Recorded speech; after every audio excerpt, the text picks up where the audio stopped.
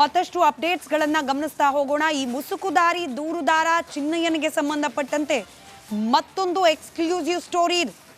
ಕೆಲ ದಿನಗಳ ಹಿಂದೆ ಈತ ಉಜಿರಿಗೆ ಬಂದಿದ್ದ ಅನ್ನೋ ಮಾಹಿತಿ ಲಭ್ಯವಾಗ್ತಾ ಇದೆ. ಇದದು ತಮಿಳುನಾಡಿನಲ್ಲಿ ಎರಡನೇ ಪತ್ನಿ ಜೊತೆಯಲ್ಲಿ ಸಂಸಾರ. ಅಲ್ಲಿ ಈತ ಮತಾಂತರ ದಂಧೆಯಲ್ಲಿ ತನ್ನನ್ನು ತಾನು ಇನ್ವಾಲ್ವ್ ಮಾಡ್ಕೊಂಡಿದ್ನ ಅನ್ನೋದಕ್ಕೆ ಒಂದಷ್ಟು ಸಾಕ್ಷ್ಯಗಳನ್ನ ರಿಪಬ್ಲಿಕ್ ಕನ್ನಡ ಗ್ರೌಂಡ್ ರಿಪೋರ್ಟ್ ಮೂಲಕ ನಿಮ್ಮ ಮುಂದೆ ಇಟ್ಟಿದೆ. ಇದರ ಜೊತೆಯಲ್ಲೇ ತಮಿಳುನಾಡಿನಲ್ಲಿ ಇದ್ದ ಈತ ಇದ್ದಕ್ಕಿದ್ದ ಹಾಗೆ ಧರ್ಮಸ್ಥಳದ ಕಡೆಗೆ ಬಂದಾದ ನಂತರ ಏನ್ ಮಾಡ್ದ ಈ ಬಗ್ಗೆ ಕೂಡ ಮಾಹಿತಿಯನ್ನ ರಿಪಬ್ಲಿಕ್ ಕನ್ನಡ ಕಲೆ ಹಾಕ್ತಾ ಇದೆ. ಚಿನ್ನಯ್ಯನಿಗೆ ಸಂಬಂಧಿಸಿದ ಮತ್ತೊಂದು ಎಕ್ಸ್ಕ್ಲೂಸಿವ್ ಸ್ಟೋರಿ ಇದು. 2-3 ವರ್ಷಗಳ ಹಿಂದೆ ಉಜಿರೆಗೆ ಬಂದಿದ್ದ ಚಿನ್ನಯ್ಯ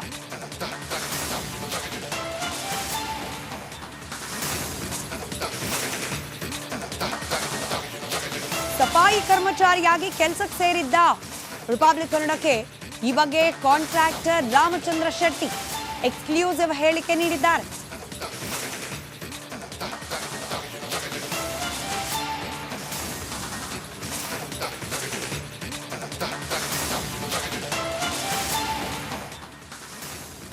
ತಮಿಳುನಾಡಿನಿಂದ ಬಂದವನು ಸೀದಾ ತನ್ನ ಬಳಿಯಲ್ಲಿ ಕೆಲಸಕ್ಕೆ ಸೇರಿದ್ದಾಗಿ ರಾಮಚಂದ್ರ ಶೆಟ್ಟಿ ಅವರು ರಿಪಬ್ಲಿಕ್ ಕನ್ನಡದ ಜೊತೆಯಲ್ಲಿ ಮಾತನಾಡಿದ್ದಾರೆ. ಈ ಚಿನ್ನಯ್ಯನ ಸಂಬಂಧಿಕರು ಕೆಲವರು ಕೂಡ ಇದೇ ರಾಮಚಂದ್ರ ಶೆಟ್ಟಿ ಅವರ ಕೈ ಕೆಳಗಡೆ ಕೆಲಸ ಮಾಡ್ತಿದ್ರಂತೆ. 1-2 ತಿಂಗಳು ಕೆಲಸ ಮಾಡ್ದಾತ, ಒಂದಷ್ಟು ದಿನಗಳ ಕಾಲ ಕೆಲಸ ಮಾಡ್ದಾತ ಇದ್ದಕ್ಕಿದ್ದ ಹಾಗೆ ಊರಿಗೆ ಹೊರಟೋದ. ಹಣವನ್ನ ಇಸ್ಕೊಂಡು ಊರಿಗೆ ಹೋದವನು ನಂತರದಲ್ಲಿ ಏನಾದ ಅನ್ನೋದು ಗೊತ್ತಿಲ್ಲ ಅಂತ ಹೇಳಿ ರಾಮಚಂದ್ರ ಶೆಟ್ಟಿ ಮಾತನಾಡಿದ್ದಾರೆ. ತಮಿಳುನಾಡಿನಿಂದ ಬಂದು ನಮ್ಮಲ್ಲಿ ಕೆಲಸಕ್ಕೆ ಸೇರಿದ್ದ. ಆತನ ಸಹೋದರ ಭಾವ ಎಲ್ಲರೂ ನಮ್ಮಲ್ಲೇ ಕೆಲಸ ಮಾಡ್ಕೊಂಡಿದ್ರು. ಸುಮಾರು 1 ತಿಂಗಳು ಕೆಲಸ ಮಾಡ್ದ. ಆನಂತರ ಅಚಾನಕ್ ಆಗಿ ಊರಿಗೆ ಹೊರಟು ನಿಂತ. ಹಣ ಪಡೆದು ತಮಿಳುನಾಡಿಗೆ ಹೋಗಿದ್ದಾನೆ. ಆತ ಮಾತಿನ ಶೈಲಿಯಲ್ಲಿ ಬದಲಾವಣೆ ಇದೆ. ಆತ ಕ್ಷೇತ್ರದ ವಿರುದ್ಧ ಈ ರೀತಿ ಮಾಡ್ತಾ ಇರೋದು ಸರಿಯಲ್ಲ ಅಂತ ಕಾಂಟ್ರಾಕ್ಟರ್ ರಾಮಚಂದ್ರ ಶೆಟ್ಟಿ ಪ್ರತಿಕ್ರಿಯೆ ನೀಡಿದ್ದಾರೆ. ಅಂದರೆ ಅವನ ಫ್ಯಾಮಿಲಿ ಎಲ್ಲ ನನ್ನೊಟ್ಟಿಗೆ ಮೊದಲಿನಲ್ಲಿದ್ದರು. ಸುಮಾರು 2014-15ರಿಂದ ಅವರ ಫ್ಯಾಮಿಲಿ ಎಲ್ಲ ನನ್ನೊಟ್ಟಿಗೆ ಇದ್ದರು. ಅವನ ಅಕ್ಕ, ಅವನ ಭಾವ, ಅವನ ಅಣ್ಣ ಮತ್ತು ಅವರ ಫ್ಯಾಮಿಲಿ ಸುಮಾರು ಒಂದು 6-7 ಜನ ನನ್ನೊಟ್ಟಿಗೆ ಇದ್ದರು. ನನಗೆ ಇವ ಧರ್ಮಸ್ಥಳ ಬಿಟ್ಟು ಹೋದದ್ದು ಗೊತ್ತಿರಲಿಲ್ಲ. ಕಡೆಗೆ ಆ ಕೆಲಸದವ್ರು ಹೇಳಿದರು, ಅಣ್ಣ ನನ್ನ ತಮ್ಮ ಇದ್ದಾನೆ, ನಾನು ಅವನನ್ನು ಕರೆಯುವ, ನಮಗೊಂದು ಕೆಲಸದ ಜನ ಅವಶ್ಯಕತೆ ಇದ್ದು ಕರೆಯುವ, ಅವನು ಬರ್ತಾನೆ ಅಂತ ಹೇಳಿದರು. ಆಗ ಬರಲಿ ಹಾಗಾದ್ರೆ ಅಂತ ಹೇಳಿದೆ. ಯಾರಂತ ಕೇಳುವಾಗ ಚಿನ್ನ ಅಂತ ಹೇಳಿದ್ರು. ಚಿನ್ನಂದೆಲ್ಲ ಪರಿಚಯ ನನಗೆ ಮೊದಲಿನಲ್ಲಿತ್ತು. ನಾನಂದರೆ ನೇತ್ರಾವತಿಯಲ್ಲಿ ಹೋಟ್ಲು ಮಾಡಿಕೊಂಡಿದ್ದವ, ಆವಾಗಲೇ ನನಗೆ ಪರಿಚಯ ಇತ್ತು. ಹಾಗೆ ಬರಲಿ ಅಂತ ಹೇಳಿದೆ. ನನಗೆ ವಾಶ್ರೂಮ್ ಉಜಿರೆ ಬಸ್ ಸ್ಟ್ಯಾಂಡಿನ ವಾಶ್ರೂಮನ್ನು ನಾನು ನಿರ್ವಹಣೆ ಮಾಡ್ತಿರೋದು. ಹಾಗೆ ಬಸ್ ಸ್ಟ್ಯಾಂಡ್ ವಾಶ್ರೂಮ್ಗೆ ಬಂದಿದ್ದ. ಒಂದು 15-20 ದಿವಸ ಕೆಲಸ ಮಾಡಿದ. ಅಲ್ಲಿ ಅವನಿಗೆ ಸರಿಯಾಗಲಿಲ್ಲ. ದನಿ ನನಗೆ ಇದು ಬೇಡ, ನಾನು ಅಲ್ಲಿಗೆ ತ್ಯಾಜ್ಯ ನಿರ್ವಹಣಾ ಘಟಕಕ್ಕೆ ಹೋಗ್ತೇನೆ ಅಂತ ಹೇಳಿದ. ಸರಿ ಅಲ್ಲಿಗೆ ಬಾಗಾದ್ರೆ ಅಂತ ಹೇಳಿದೆ. ಅಲ್ಲಿಗೆ ಬಂದರು. ಅಲ್ಲಿ ಇಬ್ಬರಿಗೆ ಗಂಡ ಹೆಂಡತಿಗೆ ಇಬ್ಬರಿಗೂ ಕೆಲಸ ಕೊಟ್ಟೆ. ಸ್ವಲ್ಪ ದಿವಸ ಕೆಲಸ ಮಾಡಿದರು. ಮತ್ತು ಅವನ ಅಕ್ಕನಿಗೆ ಮತ್ತು ಅವನಿಗೆ ಏನೋ ಸರಿ ಬೀಳಲಿಲ್ಲ. ಹಾಗೆ ಒಂದು ದಿವಸ ರಾತ್ರಿ ಬಂದ, ದನಿಯವರೇ ನಮ್ಮ ಅತ್ತೆ ತೀರಿ ಹೋಗಿದ್ದಾರೆ, ನಾನು ಊರಿಗೆ ಹೋಗ್ತೇನೆ, ನನಗೆ ಸ್ವಲ್ಪ ದುಡ್ಡು ಬೇಕು ಅಂತ ಹೇಳಿದ. ನಾನು ದುಡ್ಡು ಯಾವಾಗ ಕೊಡ್ತಿದ್ದೆ ಅವನಿಗೆ, ಎಷ್ಟು 1,000 ಏನೋ ಕೊಡಲಿಕ್ಕಿತ್ತು ಅವನಿಗೆ. ಮತ್ತು ಒಂದು 4,000 ರೂಪಾಯಿ ದುಡ್ಡು ಕೊಟ್ಟೆ ಅವನಿಗೆ. ಅದು 4,000 ರೂಪಾಯಿ ಇಟ್ಕೊಂಡು ಹೋದ. ಮತ್ತೆ ಬರಲಿಲ್ಲ. ಅವನ ಫೋನ್ ನಂಬರ್ ಸಮೇತ ನನ್ನ ಹತ್ರ ಇರಲಿಲ್ಲ. ಇವಳ ಹತ್ರ ಕೇಳಿದೆ, ಅಕ್ಕನ ಹತ್ರ, ಏನ ಬರಲಿಲ್ಲ, ಚೆನ್ನ ಬರಲಿಲ್ಲ ಅಂತ. ಇಲ್ಲದೆ ಅವನು ನನ್ನ ಹತ್ರ ಜಗಳ ಮಾಡಿ ಹೋಗಿದ್ದಾನೆ, ಬಹುಶಃ ಅವನಿಗೆ ಬರೋದಿಲ್ಲ ಅಂತ ಹೇಳಿ. 20 ಅಲ್ಲ, ಬಹುಶಃ ನನ್ನ ಕರೆಕ್ಟ್ ಲೆಕ್ಕ ಗೊತ್ತಿಲ್ಲ. 1.5 ತಿಂಗಳು ಇರ್ಬೋದು ಬಹುಶಃ. 21-22 ಇರ್ಬೋದು. ಹೌದು, ಕೊರೋನಾ ಕಳೆದು ಆಫ್ಟರ್ ಕೊರೋನಾ 19-20 ಬಂದದಲ್ಲ. ಹಾಂ, ಇಲ್ಲ ಅವನಿಗೆ ಅಂದರೆ ಎಲ್ಲರಿಗೂ ಪರಿಚಯ ಇತ್ತು. ನನ್ನದೇ ಪರಿಚಯ ಕಡಿಮೆ. ಅಂದರೆ ನಾನು ಧರ್ಮಸ್ಥಳದಲ್ಲಿ ಹೋಟ್ಲು ಮಾಡ್ತಿರುವಾಗ ಮತ್ತು ನಮ್ಮದು ಉಜಿರೆ ಒಂದು ಚಿಕನ್ ಸ್ಟಾಲ್ ಉಂಟು, ಅಲ್ಲಿಗೆ ಬರ್ತಿದ್ದ. ಆ ಟೈಮಲ್ಲಿ ಭೇಟಿ ಮಾಡಿದ್ದು ಯಾರಿಲ್ಲ. ಸಂಬಳ ನಾವು ಅಂದರೆ ಅದು ಬಹುಶಃ 500-600 ರೂಪಾಯಿಯನ್ನು ಇರಬೇಕಾಗ. ಅಲ್ಲಿ ನಮ್ಮ ವಾಶ್ರೂಮಲ್ಲಿ ಒಂದು ರೂಮ್ ಇದೆ. ತಿಂಗಳಿಗೆ 18,000 ಆಯ್ತಲ್ಲ, 618. ಹೆಂಡತಿ ಮತ್ತು ಗಂಡ ಹೆಂಡತಿ ಇಬ್ಬರು ಬಂದಿದ್ರು. ಹೌದು. ಮತ್ತಷ್ಟು ಅಪ್ಡೇಟ್ಸ್ಗಳನ್ನ ಗಮನಿಸ್ತಾ ಹೋಗೋಣ. ಈ ಮುಸುಕುದಾರಿ ದೂರುದಾರ ಚಿನ್ನಯ್ಯನಿಗೆ ಸಂಬಂಧಪಟ್ಟಂತೆ ಮತ್ತೊಂದು ಎಕ್ಸ್ಕ್ಲೂಸಿವ್ ಸ್ಟೋರಿ ಇದೆ. ಕೆಲ ದಿನಗಳ ಹಿಂದೆ ಈತ ಉಜಿರಿಗೆ ಬಂದಿದ್ದ ಅನ್ನೋ ಮಾಹಿತಿ ಲಭ್ಯವಾಗ್ತಾ ಇದೆ. ಇದದು ತಮಿಳುನಾಡಿನಲ್ಲಿ ಎರಡನೇ ಪತ್ನಿ ಜೊತೆಯಲ್ಲಿ ಸಂಸಾರ. ಅಲ್ಲಿ ಈತ ಮತಾಂತರ ದಂಧೆಯಲ್ಲಿ ತನ್ನನ್ನು ತಾನು ಇನ್ವಾಲ್ವ್ ಮಾಡ್ಕೊಂಡಿದ್ನ ಅನ್ನೋದಕ್ಕೆ ಒಂದಷ್ಟು ಸಾಕ್ಷ್ಯಗಳನ್ನ ರಿಪಬ್ಲಿಕ್ ಕನ್ನಡ ಗ್ರೌಂಡ್ ರಿಪೋರ್ಟ್ ಮೂಲಕ ನಿಮ್ಮ ಮುಂದೆ ಇಟ್ಟಿದೆ. ಇದರ ಜೊತೆಯಲ್ಲೇ ತಮಿಳುನಾಡಿನಲ್ಲಿ ಇದ್ದ ಈತ ಇದ್ದಕ್ಕಿದ್ದ ಹಾಗೆ ಧರ್ಮಸ್ಥಳದ ಕಡೆಗೆ ಬಂದಾದ ನಂತರ ಏನ್ ಮಾಡ್ದ ಈ ಬಗ್ಗೆ ಕೂಡ ಮಾಹಿತಿಯನ್ನ ರಿಪಬ್ಲಿಕ್ ಕನ್ನಡ ಕಲೆ ಹಾಕ್ತಾ ಇದೆ. ಚಿನ್ನಯ್ಯನಿಗೆ ಸಂಬಂಧಿಸಿದ ಮತ್ತೊಂದು ಎಕ್ಸ್ಕ್ಲೂಸಿವ್ ಸ್ಟೋರಿ ಇದು. 2-3 ವರ್ಷಗಳ ಹಿಂದೆ ಉಜಿರೆಗೆ ಬಂದಿದ್ದ ಚಿನ್ನಯ್ಯ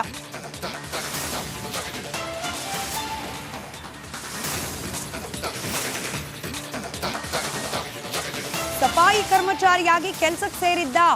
ರಿಪಬ್ಲಿಕ್ ಕನ್ನಡಕ್ಕೆ ಈ ಬಗ್ಗೆ ಕಾಂಟ್ರಾಕ್ಟರ್ ರಾಮಚಂದ್ರ ಶೆಟ್ಟಿ ಎಕ್ಸ್ಕ್ಲೂಸಿವ್ ಹೇಳಿಕೆ ನೀಡಿದ್ದಾರೆ.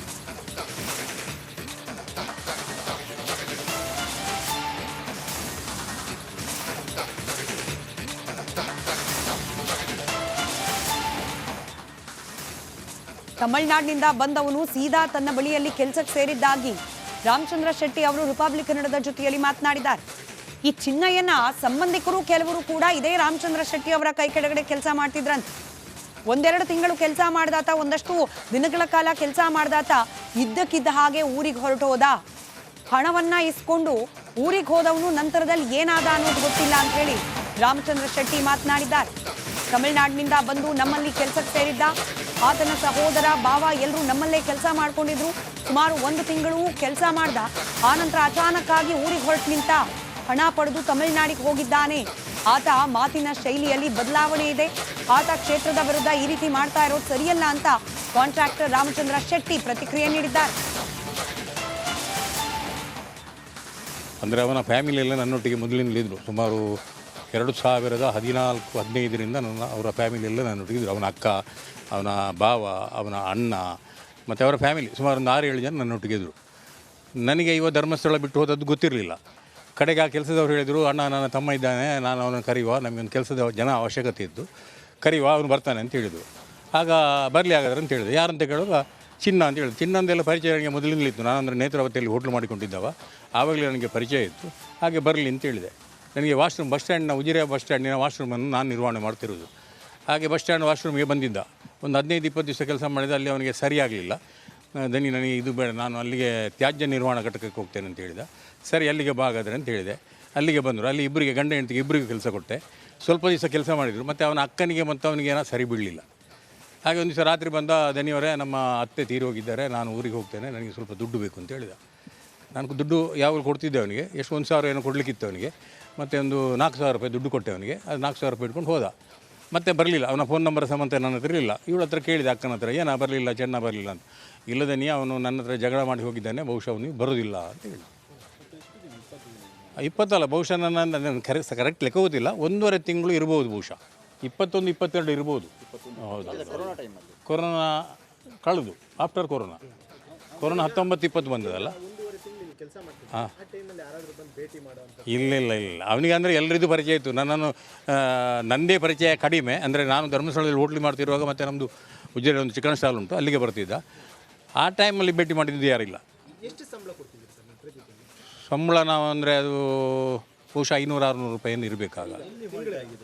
ಅಲ್ಲಿ ನಮ್ಮ ವಾಶ್ರೂಮಲ್ಲಿ ಒಂದು ರೂಮ್ ಇದೆ. ತಿಂಗಳಿಗೆ 18,000 ಆಯ್ತಲ್ಲ, 618. ಹೆಂಡತಿ ಮತ್ತು ಗಂಡ ಇಬ್ಬರು ಬಂದಿದ್ರು. ಗಂಡ ಹೆಂಡತಿ ಇಬ್ಬರು ಬಂದಿದ್ರು. ಹೌದು. ಮತ್ತಷ್ಟು ಅಪ್ಡೇಟ್ಸ್ಗಳನ್ನ ಗಮನಿಸ್ತಾ ಹೋಗೋಣ. ಈ ಮುಸುಕುದಾರಿ ದೂರುದಾರ ಚಿನ್ನಯ್ಯನಿಗೆ ಸಂಬಂಧಪಟ್ಟಂತೆ ಮತ್ತೊಂದು ಎಕ್ಸ್ಕ್ಲೂಸಿವ್ ಸ್ಟೋರಿ ಇದೆ.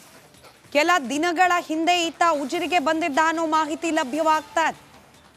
ಇದದು ತಮಿಳುನಾಡಿನಲ್ಲಿ 2ನೇ ಪತ್ನಿ ಜೊತೆಯಲ್ಲಿ ಸಂಸಾರ. ಅಲ್ಲಿ ಈತ ಮತಾಂತರ ದಂಧೆಯಲ್ಲಿ ತನ್ನನ್ನು ತಾನು ಇನ್ವಾಲ್ವ್ ಮಾಡ್ಕೊಂಡಿದ್ನ ಅನ್ನೋದಕ್ಕೆ ಒಂದಷ್ಟು ಸಾಕ್ಷ್ಯಗಳನ್ನ ರಿಪಬ್ಲಿಕ್ ಕನ್ನಡ ಗ್ರೌಂಡ್ ರಿಪೋರ್ಟ್ ಮೂಲಕ ನಿಮ್ಮ ಮುಂದೆ ಇಟ್ಟಿದೆ. ಇದರ ಜೊತೆಯಲ್ಲೇ ತಮಿಳುನಾಡಿನಲ್ಲಿ ಇದ್ದ ಈತ ಇದ್ದಕ್ಕಿದ್ದ ಹಾಗೆ ಧರ್ಮಸ್ಥಳದ ಕಡೆಗೆ ಬಂದಾದ ನಂತರ ಏನ್ ಮಾಡ್ದ, ಈ ಬಗ್ಗೆ ಕೂಡ ಮಾಹಿತಿಯನ್ನ ರಿಪಬ್ಲಿಕ್ ಕನ್ನಡ ಕಲೆ ಹಾಕ್ತಾ ಇದೆ. ಚಿನ್ನಯ್ಯನಿಗೆ ಸಂಬಂಧಿಸಿದ ಮತ್ತೊಂದು ಎಕ್ಸ್ಕ್ಲೂಸಿವ್ ಸ್ಟೋರಿ ಇದು. 2-3 ವರ್ಷಗಳ ಹಿಂದೆ ಉಜಿರೆಗೆ ಬಂದಿದ್ದ ಚಿನ್ನಯ್ಯ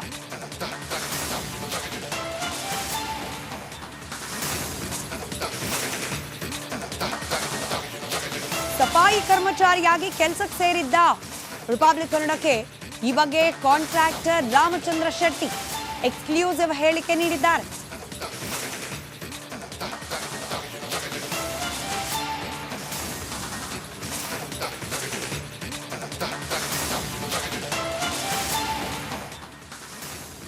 ತಮಿಳುನಾಡಿನಿಂದ ಬಂದವನು ಸೀದಾ ತನ್ನ ಬಳಿಯಲ್ಲಿ ಕೆಲಸಕ್ಕೆ ಸೇರಿದ್ದಾಗಿ ರಾಮಚಂದ್ರ ಶೆಟ್ಟಿ ಅವರು ರಿಪಬ್ಲಿಕ್ ಕನ್ನಡದ ಜೊತೆಯಲ್ಲಿ ಮಾತನಾಡಿದ್ದಾರೆ.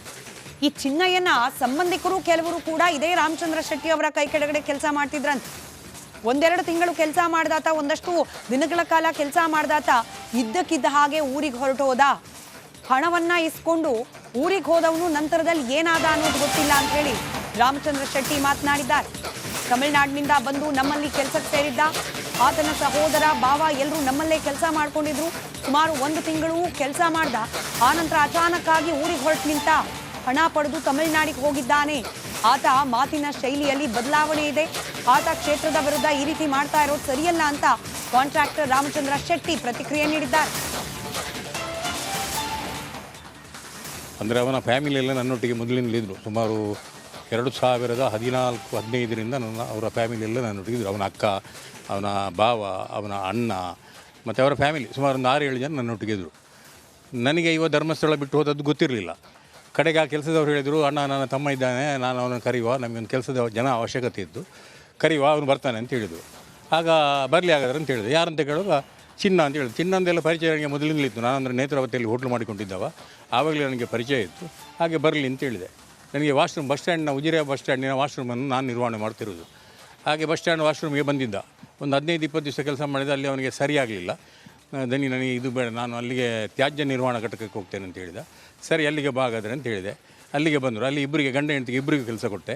ಸ್ವಲ್ಪ ದಿವಸ ಕೆಲಸ ಮಾಡಿದರು. ಮತ್ತು ಅವನ ಅಕ್ಕನಿಗೆ ಮತ್ತು ಅವನಿಗೆ ಏನೋ ಸರಿ ಬೀಳಲಿಲ್ಲ. ಹಾಗೆ ಒಂದು ದಿವಸ ರಾತ್ರಿ ಬಂದ, ದನಿಯವರೇ ನಮ್ಮ ಅತ್ತೆ ತೀರಿ ಹೋಗಿದ್ದಾರೆ, ನಾನು ಊರಿಗೆ ಹೋಗ್ತೇನೆ, ನನಗೆ ಸ್ವಲ್ಪ ದುಡ್ಡು ಬೇಕು ಅಂತ ಹೇಳಿದ. ನಾನು ದುಡ್ಡು ಯಾವಾಗ ಕೊಡ್ತಿದ್ದೆ ಅವನಿಗೆ, ಎಷ್ಟು 1,000 ಏನೋ ಕೊಡಲಿಕ್ಕಿತ್ತು ಅವನಿಗೆ. ಮತ್ತು ಒಂದು 4,000 ರೂಪಾಯಿ ದುಡ್ಡು ಕೊಟ್ಟೆ ಅವನಿಗೆ. ಅದು 4,000 ರೂಪಾಯಿ ಇಟ್ಕೊಂಡು ಹೋದ. ಮತ್ತೆ ಬರಲಿಲ್ಲ. ಅವನ ಫೋನ್ ನಂಬರ್ ಸಮೇತ ನನ್ನ ಹತ್ರ ಇರಲಿಲ್ಲ. ಇವಳ ಹತ್ರ ಕೇಳಿದೆ, ಅಕ್ಕನ ಹತ್ರ, ಏನೋ ಬರಲಿಲ್ಲ, ಚೆನ್ನ ಬರಲಿಲ್ಲ ಅಂತ. ಇಲ್ಲದೆ ಅವನು ನನ್ನ ಹತ್ರ ಜಗಳ ಮಾಡಿ ಹೋಗಿದ್ದಾನೆ, ಬಹುಶಃ ಅವನಿಗೆ ಬರೋದಿಲ್ಲ ಅಂತ ಹೇಳಿ. 20 ಅಲ್ಲ, ಬಹುಶಃ ನನ್ನ ಕರೆಕ್ಟ್ ಲೆಕ್ಕ ಗೊತ್ತಿಲ್ಲ, 1.5 ತಿಂಗಳು ಇರ್ಬೋದು ಬಹುಶಃ. 21-22 ಇರ್ಬೋದು. ಹೌದು, ಕೊರೋನಾ ಕಳೆದು ಆಫ್ಟರ್ ಕೊರೋನಾ 19-20 ಬಂದದಲ್ಲ. ಹಾಂ, ಇಲ್ಲ ಅವನಿಗೆ ಅಂದರೆ ಎಲ್ಲರಿಗೂ ಪರಿಚಯ ಇತ್ತು. ನನ್ನನ್ನು ನನ್ನದೇ ಪರಿಚಯ ಕಡಿಮೆ. ಅಂದರೆ ನಾನು ಧರ್ಮಸ್ಥಳದಲ್ಲಿ ಹೋಟ್ಲು ಮಾಡ್ತಿರುವಾಗ, ಮತ್ತು ನಮ್ಮದು ಉಜಿರೆ ಒಂದು ಚಿಕನ್ ಸ್ಟಾಲ್ ಉಂಟು, ಅಲ್ಲಿಗೆ ಬರ್ತಿದ್ದ. ಆ ಟೈಮಲ್ಲಿ ಭೇಟಿ ಮಾಡಿದ್ದು ಯಾರಿಲ್ಲ. ಸಂಬಳ ನಾವು ಅಂದರೆ ಅದು ಬಹುಶಃ 500-600 ರೂಪಾಯಿಯನ್ನು ಇರಬೇಕಾಗ. ಅಲ್ಲಿ ನಮ್ಮ ವಾಶ್ರೂಮಲ್ಲಿ ಒಂದು ರೂಮ್ ಇದೆ. ತಿಂಗಳಿಗೆ 18,000 ಆಯ್ತಲ್ಲ, 618. ಹೆಂಡತಿ ಮತ್ತು ಗಂಡ ಇಬ್ಬರು ಬಂದಿದ್ದು, ಗಂಡ ಹೆಂಡತಿ ಇಬ್ಬರು ಬಂದಿದ್ದರು. ಹೌದು.